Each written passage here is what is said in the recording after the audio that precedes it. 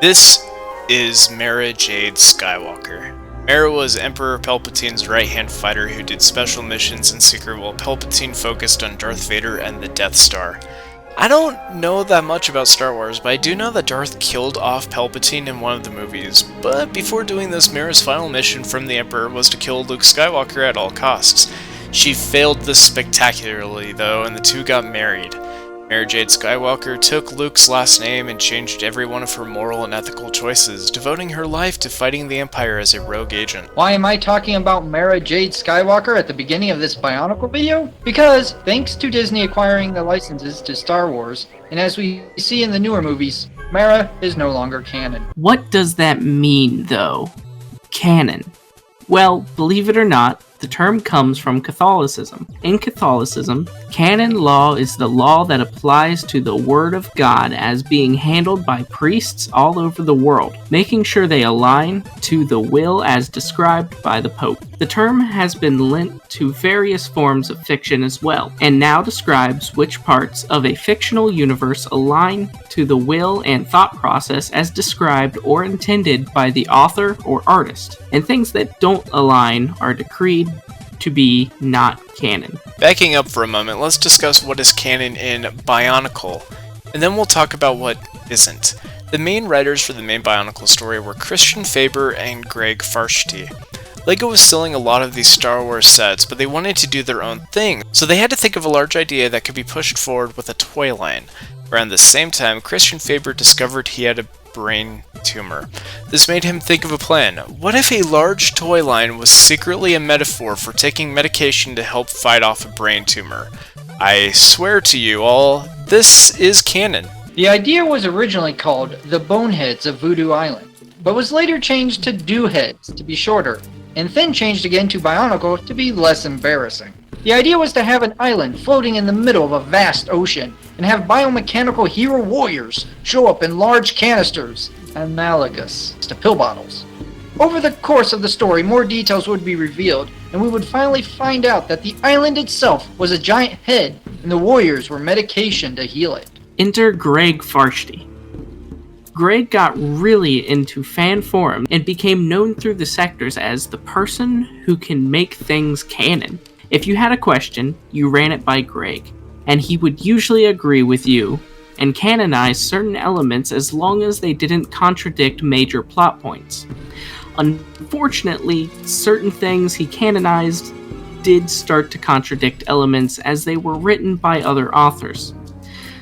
Much like the case of the Star Wars Expanded Universe, wherein multiple authors were hired to continue writing stories set in the Star Wars setting. So too did LEGO hire on authors to write additional BIONICLE material, to act as supplementary story materials. Here's where things get a little crazy. So this woman, Catherine Hopka, is getting some internet fame because of her writing. She was hired to write these horse books for Michael Bloomberg's daughter, but she also wrote these Untitled Chapter books. Her books are mostly canon, but due to a couple of legal things happening around the same time, some of the names were wrong. Someone go ask Greg about this. Alright, so Voriki. Voriki is a non-canon character in the BIONICLE universe. He doesn't fit in very well, but he could. What's in a name, though? BIONICLE took great pains in giving meanings to these words, with Toa being a New Zealand word for warrior, Kopaka being a word for ice cold, Tahu meaning to burn or singe. In this respect, we should look at Voriki's name. Riki is the Japanese word for power and strength, and vor is a fetish for eating someone whole. Maybe we shouldn't look at the meaning behind names, actually. Okay, so anyway, the legend goes like this. The 6 main Toa wake up on the island and start gathering masks of power, while defending these McDonald's toys from the feral beasts of the land. Where does Voriki fit in? Well, each Toa has a different element, like fire or ice, except Voriki was the Toa of energy, but because of the lightning bolts design on the mask and weapons, most people just quietly decided he was the Toa of lightning. He used lightning on a bonkles. But who is he? In 1937. So, okay, Voriki has lightning powers. Now, we already had a long spiel about how that works with him being purple and black, and so we can skip the whole section. But I think there's an elephant in the room that needs to be discussed instead, and that subject is, what is a Mary Sue? Let's explain while we go more in depth with the Bionicle lore. Year 1, large canisters float on the ocean and arrive on several different beaches. Each one opens up to spill out weird biotech pieces that assemble themselves. The Bionicle are actually biological in nature, by the way. They still eat and breathe, they just also happen to be half robot. That's where the rest of the name comes from, the chronicle of the story. Bionicle, biological chronicle. Anyway, each of these canister warriors, which we will call Toa, arrive in different villages full of little villagers. Each village also has a little village elder who knew the Toa would arrive. Each village is color-coded for your convenience. The red one is fire. The blue one is water. The green one is air, or jungle, or something. Black is earth, brown is stone, white is ice, and purple is lightning. Around 2001, on the Bionicle forum, somebody photoshopped some of the images of the early Bionicle promo art that made a purple one, claiming it to be the secret 7th Toa. Everyone kind of dogpiled on how ridiculous this was. There were clearly only 6 Toa. All the marketing showed only 6, and there were only 6 villages. This didn't stop the poster from claiming Voriki was real though, and it became a major meme in the Bionicle fan community. 2003, a Bionicle movie was announced. Not much of it was known at the time, except that its plot synopsis boiled down to, the chronicler goes on a hunt to find the secret 7th Toa. Imagine how crazy the forums got. So Voriki doesn't have much plot to go on, but let's go through it. The most information I could find about Voriki was one paragraph in the vo-koro wiki, which is seemingly a wikia made solely for Voriki. Origins. Voriki is the Toa of Lightning. His canister was opened on the Beach of Light. Oakum was the Matoran who found him and ran off dead scared. He told the Turaga, who sensed everything was fine, and he said, "The Toa is our new protector." Voriki wears the Kanohi Graha, the Mask of Prosperity. Voriki's weapon is an electric staff, once made by the TQB, who used it as a weapon against evil. He then threw it onto the Beach of Light where Toa Voriki found it. He used to be the rumored 7th Toa in the Toa Mata, but was replaced by Takanova, Toa of Light. This page needs more edit. If you something to edit, remove this text. After you're done editing, copy this text at the bottom. Thank you. Okay, a lot to unpack there, but let's just sort of massage that into Bionicle canon. The 6 Toa are searching the island for ancient masks of power, which are hidden on mountaintops or in underwater caves. Basically just playing Super Mario 64, right? But so Voriki lands on the beach and immediately finds a staff that can control lightning. The villager kid who saw him freaked out and ran away, but the village elder is like, "This is fine." Also, this is a secret lightning village, so it's basically Kumogakure, the lightning village from Naruto. Let's keep going. Alright, these ball-looking bad guys are called Borok. So I could explain to you that the Borok are made from the Avmatoran bodies when they die, and they're teleported away to the Balrog layer where the Krana are inserted into their shell-like bodies to control them. But we don't have time for that! The Borok were foreshadowed with warnings written in a Bionicle language, so it was a big reveal. While the Toa fought these, Voriki fought a 2,000-year-old lightning serpent! Basically, Voriki is just hella strong. But this wiki is a mess, an absolute mess of made-up information. Okay, here we go. Mary Sue. In the terms of fanfiction is when you make your character absurdly overpowered in an attempt to make them seem cooler, but in effect it makes it pretty cringe-inducing. With that in mind, Voriki is pretty overpowered, living in a weird, secret village that no one else knows about. It contradicts the actual story. Spoilers time! Bionicle was a metaphor for brain cancer and taking medication. Those canisters were meant to represent pill bottles, which create antibodies that can help keep you alive. The island they arrive on is a giant head, and when the Toa fight off the Borok, they enter the mouth. They were meant to keep going down, but then the movies happens. Bionicle is literally the plot of Osmosis Jones. Voriki became a Master of Lightning on Okato, and was secretly helping the 6 heroes. He held the Electricity Summoner as a weapon. History. He fought the Skull Grabber in the region of Lightning. Voriki later met up with Ikumu secretly and asked him for help. Voriki wanted to get back to his homeland of Motunui. Ikumu said he'd have to reverse time and send him back to vo-koro, looking like he used to. So Voriki followed the traces of the Mask of Time until he got to it and put it on. He reversed time and was sent back to Motunui, while the other Masters of the Elements moved time back to where it should have been, and the legend continued. Voriki's staff is said to have caused numerous lightning storms across Okoto. Trivia: when the Toa were outside Ikumu's grave, the storm that was brewing was made by him. Energy cannot be created or destroyed. And because of this scientific law, when LEGO rebooted BIONICLE, the old Voriki was not destroyed, nor a new one created. He was converted into a new form for a new universe, and retained all of his memories and power. And all this is to say, Voriki is an incredibly powerful, albeit non-canon character akin to Mara Jade Skywalker. He's strong, he fits into the universe non-disruptively, and you can and should ignore him, unless of course Greg Farshty says he's canon. And all of this was made up to go along with a story Christian Faber wrote when he discovered he had a brain tumor. This is really incredible. Time for stats. Caring, 6. Voriki cares only for his own people, the Vo-korans. Belly badge, 10.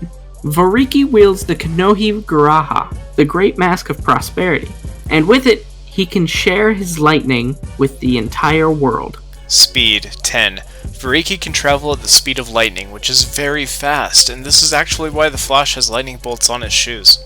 Strength, 7.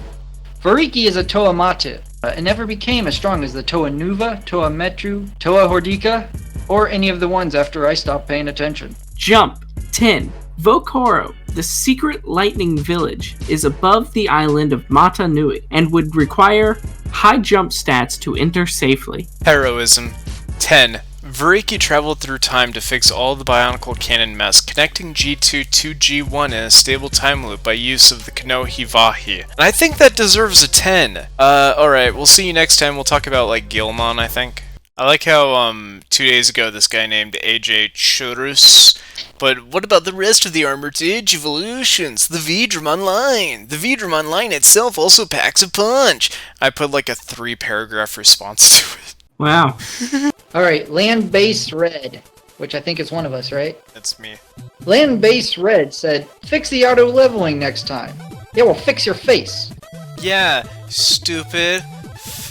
Fuck you. Eggs and Bacon Bits says, whoa, I got a shout out. That's very cool. But we all know Omnimon X could take Vmon any day of the week. You know, that Eggs and Bacon Bits guy sounds pretty cool. You should all go check him out at youtube.com/eggsandbaconbits. Alright, I'm actually going to read out 2 different comments because I decided I did want to address these thoughts. Blazer06, because we're on the topic of Omnimon, put, the real question is, how strong is Omnimon? And I do want to point out that expressed through the flowchart of the video, we do know that Omnimon is a Jagras Mega level form change. He's stronger than just the combination of Wargreymon and Metal Garurumon being powered through the hopes and all the children who send the emails, but is still just a Mega level. Omnimon is on par with Imperial Dramon Fighter mode, but obviously as Imperial Dramon Paladin mode borrows Omnimon's power, he is weaker than that. What this means for Omnimon X or Omnimon Merciful mode has yet to be seen, because obviously we have not talked about either of those characters. Omnimon Merciful mode is from the Digimon Tri finale, and then Omnimon X, you know more about that than I do. Tyler, you want to jump in real quick? That Omnimon X is better? Yeah. No, what is that from? Can you explain how Omnimon X is different than just Omnimon? Through his X antivirus, he has the ability to see movements, see attacks before they happen, essentially being able to predict every move that anyone would ever make, no matter how fast they are. Interesting. You could definitely take Omnimon X and just compare it to Garnet from Steven Universe and her Future Vision. That seems like a pretty apt comparison, especially since both are fusions. He also, as it says, unlocks the true power of his sword, which, instead of just cutting things, actually deletes any of the data that is touched by it. So it's if you just touch the sword, you're dead. All he has to do is touch you. But isn't he always touching the sword in order to use it? He's not like holding a hilt. That thing comes out of his arm. So when it's not drawn, it's literally inside of his arm. He's always touching it. I like to believe that it's formed as it comes out, because there's no way that fat of a sword would really fit inside of his arm, if you think about it. Yeah. Yeah, that's the part of Omnimon that doesn't make sense. The only part. Exactly. Yeah, that's the only part. The other comment I really wanted to touch on real quick is AJ Churus, who put, what about the rest of the armor digivolutions, the Vidramon line? The Vidramon line itself also packs a punch. And look, it took me a lot to not list every single possible armor digivolve form the Vmon can have, as seen in the audio dramas and card games, where they just kind of swap around the Digimentals when they drop their D-terminals and swap them around. Because, honestly, I was looking at this from an English standpoint, and the audio dramas were entirely in Japanese, and there's not really going to be any translation of them ever.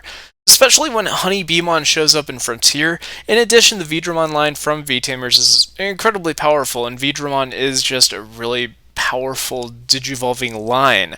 But I decided it would be simpler to just show the flowchart as presented in the anime proper, and because Vidramon and Vmon are actually separate Digimons, although presumably the Vidramon in V-Tamers is being raised by Tai, but not the same Tai from the Digimon Season 1.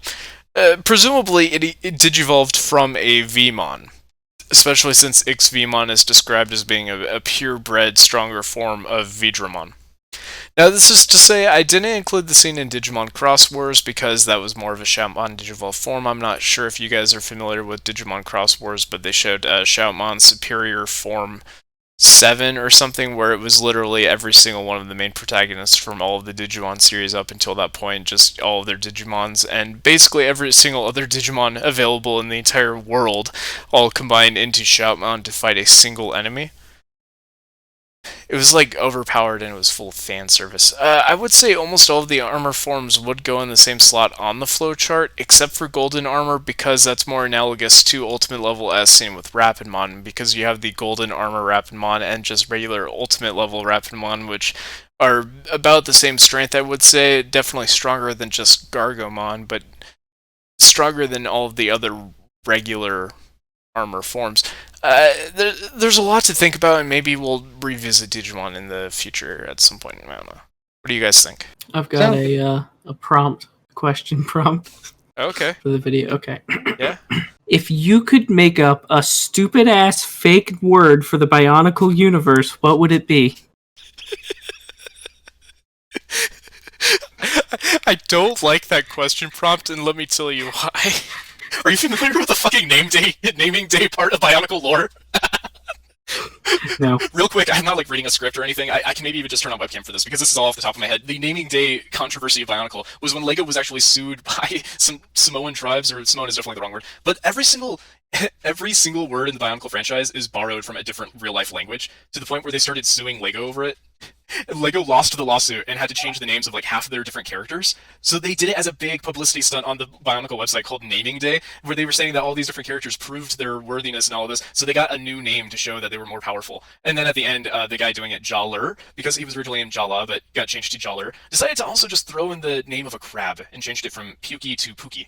And like all these different name changes are so slight, and just making a name day change thing like this is just so petty, and I love it. But I think this is maybe a terrible question prompt, because it's like, hey, why don't you make up a fake racist sounding word? Yeah, prompt. It's such a terrible prompt. It's like, oh wow, this Japanese show sure is crazy, this anime. What's your favorite Ching Chong word? And it's like, no, you can't fucking say that.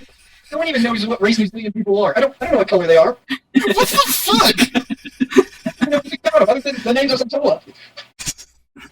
I don't even know any stereotypes. What if they have stereotypes? I hate everything about this. I'm just gonna take this whole conversation and just speed it up like 900%, just throw that at the end. You know, they can be white, and it's perfectly okay to make fun of them. Yeah. So upset. Hey, I was born on Guam, which is an island, so it's okay if I make fun of other islanders. Yeah, there you go. And that's the show, folks. Da-da-da-da-da-da. Make sure to tip your waitress. 25% and she'll go home and sleep with you. 26% and all. Wait. I kind of hate Bionicle now. We need Yeah, we need to do some bloopers at the end where like us two are trying to pronounce it, and you're like, no, guys, it's Guys, it's pronounced Bionicle. Is it vo-koro? Yeah. Mata Nui. Uh-huh. Okay. That one with the J that's Jump. pronounced like jump. what's a Matanui with you?